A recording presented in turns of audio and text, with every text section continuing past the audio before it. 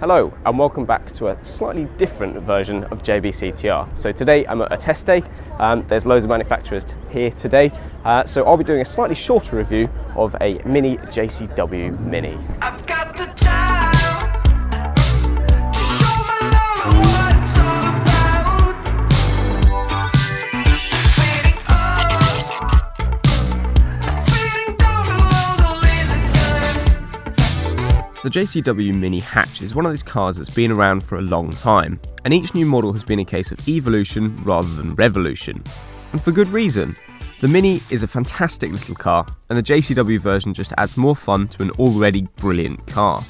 Headline figures are 231 horsepower produced by a 2-litre turbo engine, which will propel the car from 0 to 62 in around 6.3 seconds. You can knock that down to 6.1 if you choose the auto box, but that removes some of the fun, so I'd advise against that.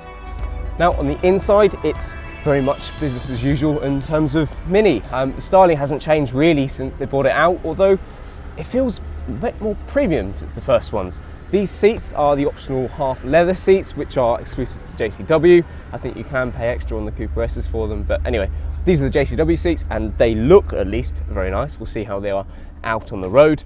You've got an amazing infotainment system here, which we'll have a look at in a second, and boot space is mini, although actually when you put stuff in it, it seems to get a bit larger. It's slightly deceptive. The infotainment system is really quite intuitive to use and does everything you'd want of it. Sat-nav, DAB, etc. are all present as expected, but you can also use the infotainment system to customise the drive modes and use the Mini concierge service.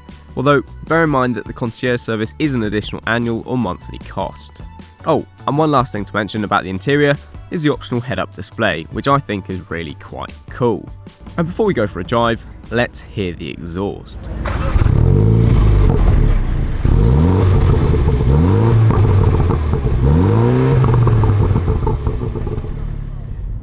Okay, so behind the wheel, first impressions of ergonomics. Actually, it feels very ergonomically sound. So this armrest is quite high, which is nice and comfortable, but the only problem I would say is when changing into the lower gears of the gearbox, maybe second and fourth, it does get in the way a bit. Put your foot down, and that 2-litre engine is pretty brisk, that's for sure. Let the Porsche 911 go fast because unfortunately I am not quite as fast as that. Wow. Picks up, and we're over the old curbs, and actually that's handling those bumps rather well.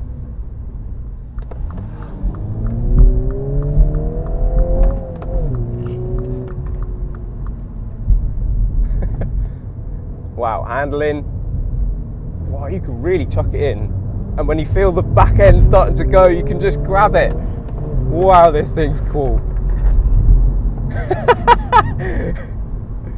Man, this is such similar characteristics to the Fiesta in the sense that it likes to sort of oversteer and wiggle when it's on the limit, and it's just a fun car.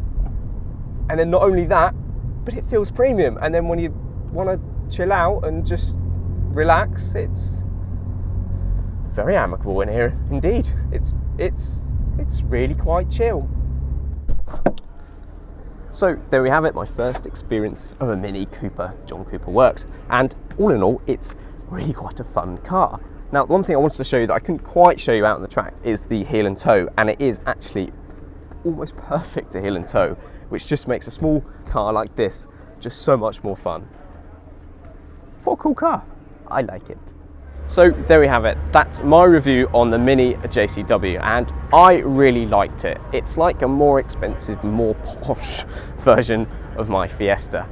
Not quite as fast, but then obviously this is not modified and mine is, so I feel that's a bit of an unfair comparison. But you know, overall as a package, it's really nice. It's premium, it's comfy, and it's really fun to drive. So there we go, that's the Mini.